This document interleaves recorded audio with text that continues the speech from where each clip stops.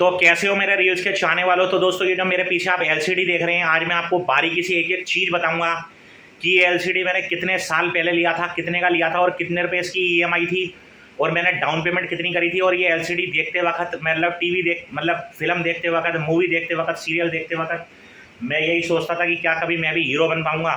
तो मैं आज आपको एक एक चीज़ बताऊंगा और ये भी बताऊंगा कि इस ईएमआई की वजह से, इसकी एलसीडी लेने की वजह से, ईएमआई की वजह से मेरे खिलाफ जो है वारंट भी तैयार हो गया था और इसकी वजह से मैं अरेस्ट भी होने वाला था। ये दोस्तों मैंने 25,000 रुपये का लिया था एलसीडी किस्तों पे और 6,000 रुपये मैंने डाउन पेमेंट दी थी और 1,000 रुपये पर मंथ की किस्त बनवाई थी। लेकिन मैं इसकी 4 इंस्टॉलमेंट भर नहीं पाया था, तो बैंक वाले रिकवर करने के लिए मेरे घर पे आ गए थे और मेरे नाम से वारंट भी जारी हो गया था। फिर उसके बाद मैं सोचता रहा, डिप्रेशन में पहुंच गया। उसके बाद मुझे टिकटॉक का सहारा मिला। टिकटॉक का सहारा मिलने के बाद फिर मैंने वहाँ पे अपना नाम बनाया और मैंने फेमस हुआ। वहाँ पे मुझे 2 साल लग गए फेमस होते वक्त। फिर मैंने इवेंट करे और फिर मैंने कॉमेडी करी, लोगों को हंसाया, जगह जगह जाके मैं लोगों को हंसाता था। फिर मैंने वहाँ से पैसा कमाया, फिर जाके मैंने इस एलसीडी की ईएमआई भरी और ये एलसीडी मेरा यादगार एलसीडी है। और इस 25,000 रुपये को फिर मैंने बैंक वालों को चुकाया, तब जाके बैंक वालों ने मेरा पीछा छोड़ा। तो दोस्तों ऐसे आपके घर में हज़ारों लकी चीज़ें होंगी, हज़ारों आपके घर में ऐसी लकी सामान होगा जो आपके पापा ने दिलवाया होगा, जो आपकी मम्मी ने दिलवाया होगा, या जो भी आपके पूर्वजों का होगा। तो कभी भी ध्यान रखना, कभी भी अगर आपका कोई लक्की सामान हो, अगर वो आपका 10 रुपये का खरीदा हुआ है, अगर कोई आपको उसके 1,00,000 रुपया भी दे, तभी भी दोस्तों उसको कभी मत बेचना।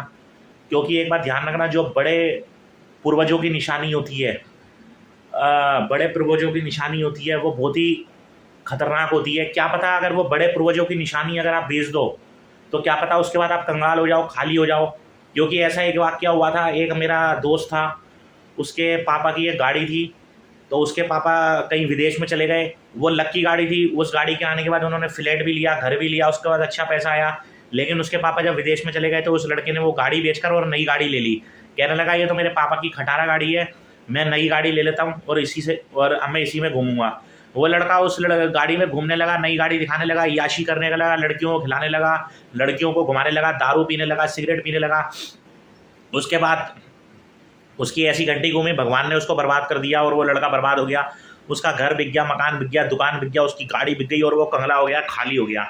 फिर उसको समझ में आया कि अपने पूर्वजों की निशानी कभी भी नहीं बेचनी चाहिए। अगर आपके घर में भी कोई पूर्वजों की निशानी है, अगर आपके घर में भी कोई ऐसा सामान है, तो कभी भी मत बेचना दोस्तों। सिर्फ उसका ध्यान रखना, ख्याल रखना और आपके काम में हमेशा बरकत मिलेगी, कभी भी आप खाली नहीं जाओगे। ये पुनीत कुमार का वादा है। तो आज ये एलसीडी 5 साल हो गए बंद पड़ा है और ये मेरी मम्मी ने दिलवाया था। अब मैं आपको बताता हूँ, ये मेरी मम्मी ने दिलवाया था किस्तों पे। अब इस एलसीडी की अगर कोई मेरे को 5 लाख रुपए भी देगा ना, तो भी मैं नहीं बेचूंगा।